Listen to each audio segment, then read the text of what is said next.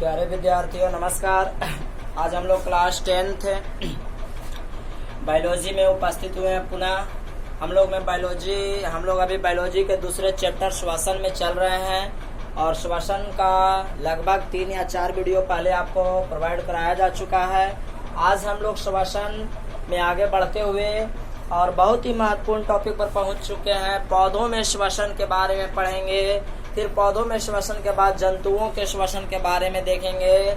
हम लोगों ने पिछला क्लास तक वायवीय श्वसन को पढ़ रखा था। आज हम लोग को पौधों में श्वसन की क्रिया अथवा पौधों में श्वसन कैसे होता है उसका वर्णन सीखना है। परंतु पौधों में श्वसन सीखने से पूर्व आपको सर्वप्रथम विसरण जान लेना बहुत आवश्यक है। ऐसे विसरण आप क्लास 9th के रसायन शास्त्र में जरूर पढ़े होंगे, लेकिन आपको याद दिलाने के लिए मैं विसरण समझा दूं ताकि आपको पौधों में श्वसन बहुत इजीली ढंग से समझ में आ जाए। तो बिना लेट किए मैं आपको पहले विसरण पर लिए चलता हूं। विसरण का परिभाषा समझे। 2 या 2 से अधिक पदार्थों का एक दूसरे में स्वतः ही मिल जाना विसरण कहलाता है। विसरण क्या है?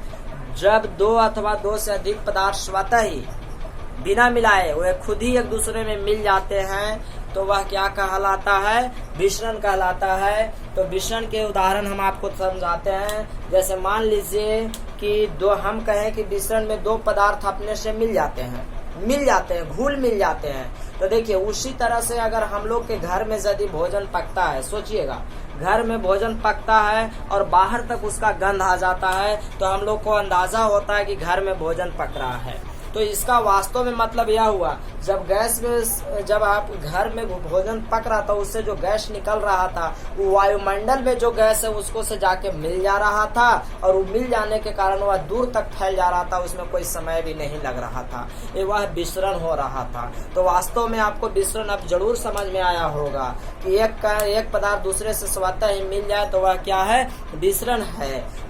उसी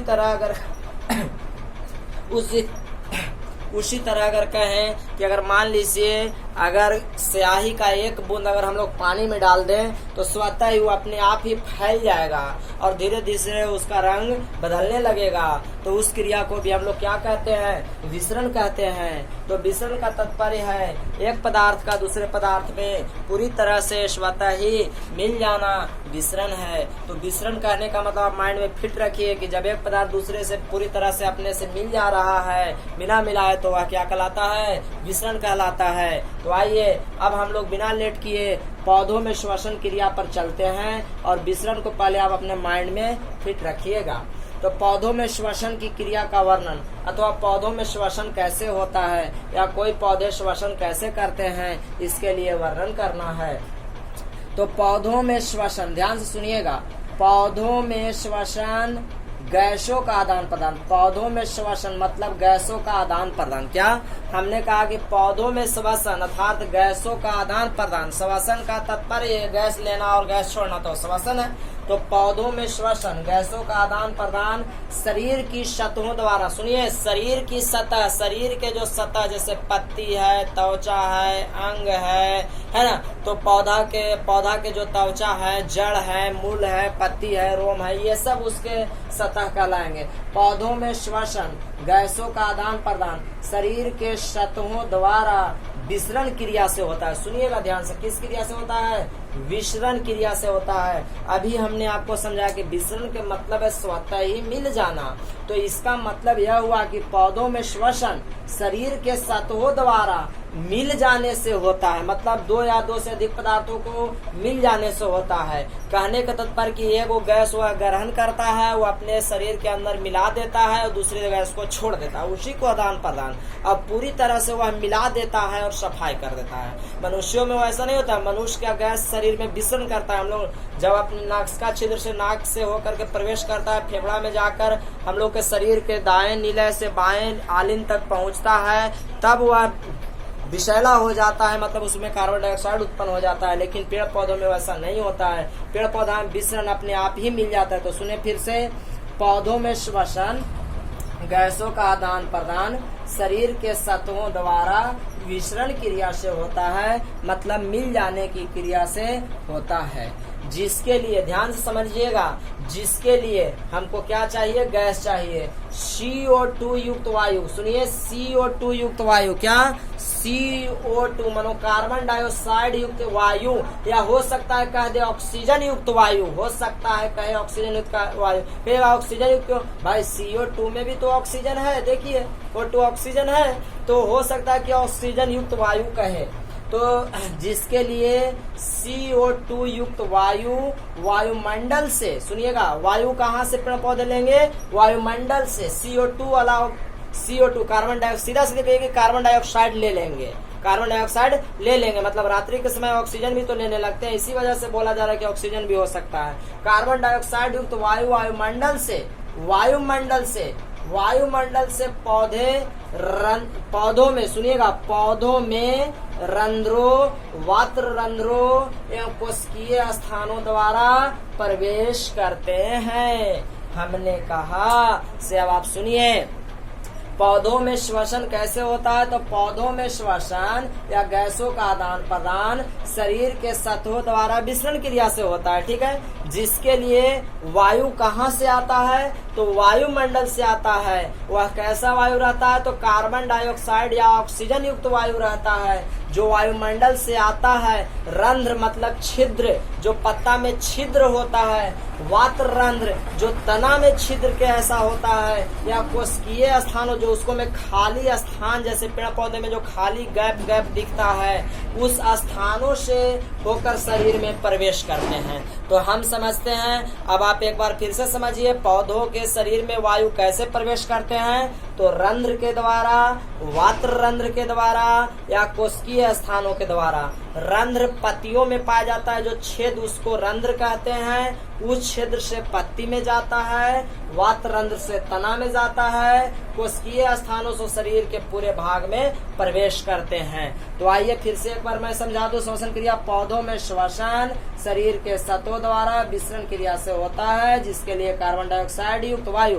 कार्बन डाइऑक्साइड युक्त वायु मानो कार्बन डाइऑक्साइड मिला वायु वायुमंडल से पौधों में रंध्र, वात्र रंध्र एवं कोशिकीय स्थानों द्वारा प्रवेश करते हैं। तो हम समझते हैं, पेड़, सुनिए, पेड़ पौधों में श्वसन कैसे होता है, तो गैसों का आदान प्रदान शरीर के सतहों द्वारा, मतलब तना, पत्तियों के द्वारा विसरण क्रिया से होता है, और विसरण का मतलब है मिलाना।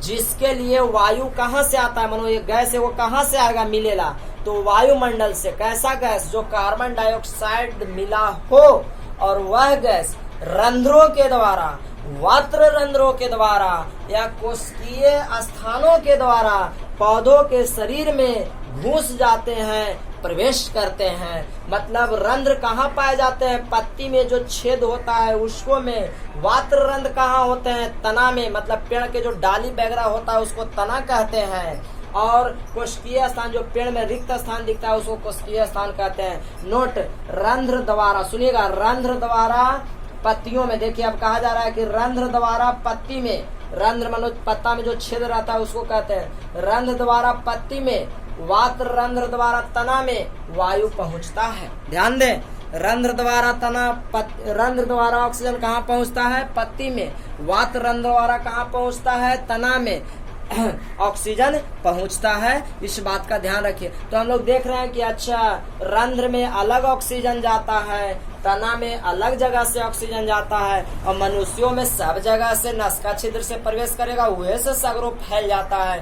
फर्क समझिएगा, मनुष्य में केवल नसके छिद्र से सगरों चला जाता है, ठीक है, जबकि पेड़ पौधा में वैसे नहीं है। पत्ती में जाता है रंध्र द्वारा, और तना में जाता है वात्र रंध्र द्वारा भी। और आगे देखिए, जड़ जमीन में उपस्थित नमी से ऑक्सीजन गैस ग्रहण करता है। आप ध्यान दीजिए, आइए फिर से मिला, जड़ कहाँ से ऑक्सीजन लेता है, जड़ कहाँ से वायु लेता है, तो जमीन में जो नमी रहता है उसको से लेता है। जलीय पौधे जल में घुले ऑक्सीजन गैस ग्रहण करते हैं। जलीय पौधे जो जल में रहने वाले पौधे वो कहाँ से ऑक्सीजन गैस ग्रहण करते हैं? तो जो जल में घुला हुआ है H2O में ऑक्सीजन है उसको से ग्रहण करते हैं। तो आशा करते हैं कि आपको माइंड में बुझाया होगा कि पौधों में श्वसन मतलब गैसों का आदान प्रदान कैसे होता है। तो पौधों में गैसों का आदान प्रदान शरीर के सतहों द्वारा विसरण क्रिया से होता है, जिसके लिए वायु सुनिए जिसके लिए वायु कहाँ से आता है? कार्बन डाइऑक्साइड वाला वायु वायुमंडल से आता है और रंध्र वात रंध्र या कोशिकीय स्थानों द्वारा शरीर के भीतर प्रवेश करते हैं। हमने देखा कि पत्तियों में रंध्र के द्वारा, तना में वात रंध्र के द्वारा एवं वायु पहुंचता है। मनो पौधों के अलग अलग भागों में वायु को पहुंचाने वाली अलग अलग स्थान होते हैं, जबकि मनुष्यों में वैसा नहीं होता है। तो यहाँ पर एक प्रश्न बन जाता है कि मनुष्यों का श्वसन पौधों के श्वसन से भिन्न होता है कैसे, या पौधों में श्वसन का तरीका मनुष्यों में श्वसन करने के तरीका से भिन्न होता है कैसे। तो उस प्रश्न को भी मैं आपके सामने पहले आज कर ही देता हूँ, क्योंकि अब सोचिए पौधों में हम कहेंगे कि पौधों के अलग अलग भागों में जड़ तना पत्ती में अलग अलग ऑक्सीजन वायु जाता है, जबकि मनुष्यों में ऐसा नहीं होता है। पौधों में विसरण की क्रिया होता है और मनुष्यों में विसरण नहीं परिवहन की क्रिया होता है, क्योंकि हम लोग के नाक से चल करके पूरे शरीर में फैलता है तो वो परिवहन करता है। और पौधे में श्वसन क्रिया धीरे धीरे होता है, जबकि मनुष्यों में श्वसन की क्रिया तीव्र गति से होता है। ये 3 प्रमुख कारण है जो पौधे की श्वसन को मनुष्यों के श्वसन से अलग करते हैं। तो आइए मैं उसको भी आपके लिए लिखता हूँ, तो फिर उसके बाद आगे हम लोग चलेंगे। हम लोग अपने अगले सवाल पर आए हैं। पौधों में श्वसन मनुष्यों के श्वसन से भिन्न है कैसे? पौधों में श्वसन की क्रिया मनुष्यों में श्वसन की क्रिया से भिन्न होता है कैसे? तो इस सवाल का उत्तर जानने के लिए हम आपको पहले ही बता चुके हैं, एक बार फिर से सुन लीजिए। पौधों में श्वसन के लिए वायु, पौधों में श्वसन के लिए वायु पत्ती जड़ एवं तना में, पत्ती जड़ एवं तना में रंध्रों एवं आंतरंध्रों से अलग अलग पहुंचता है। हम आपको बताएं कि पत्ती में रंध्र से अलग वायु और तना में अलग वायु, जड़ में अलग वायु पहुंचता है, जबकि मनुष्यों में केवल नासिका छिद्र से ही वायु प्रवेश करता है, जबकि जीवों मनुष्यों में केवल नाक से होकर ही वायु शरीर में प्रवेश करता है। दूसरा, पौधों में विसरण द्वारा परंतु मनुष्यों में परिवहन द्वारा श्वसन पूरा होता है। पौधों में श्वसन पूरा होता है विसरण के द्वारा, जबकि मनुष्यों में परिवहन श्वसन पूरा होता है परिवहन के द्वारा पूरा होता है। अगला है पौधों में श्वसन मनुष्यों से धीमा होता है। पौधों में सांस लेने छोड़ने की क्रिया मनुष्यों में की तुलना में काफी धीमा होता है। तो यह 3 कारण है जो पौधे के श्वसन मनुष्यों के श्वसन से भिन्न साबित करते हैं। आज का हमारा इस वीडियो के माध्यम से आपसे एक क्वेश्चन पूछा जा रहा है। पौधों के शाखाओं में यानी तना में वायु पहुंचता है। चॉइस ए है रंध्रों से, बी है वात रंध्रों से, सी है पत्ती से और चॉइस डी है विसरण से। तो अपना उत्तर आप कमेंट बॉक्स में जरूर दें, हमें आपके कमेंट का जरूर इंतजार रहता है। वीडियो पसंद आए तो प्लीज यार लाइक कर दें, शेयर करना ना भूलें। अगर चैनल को सब्सक्राइब ना किए हैं तो जरूर कर ले, दोबारा सब्सक्राइब ना करें तो ठीक है, आगे फिर मिलते हैं। तब तक के लिए धन्यवाद।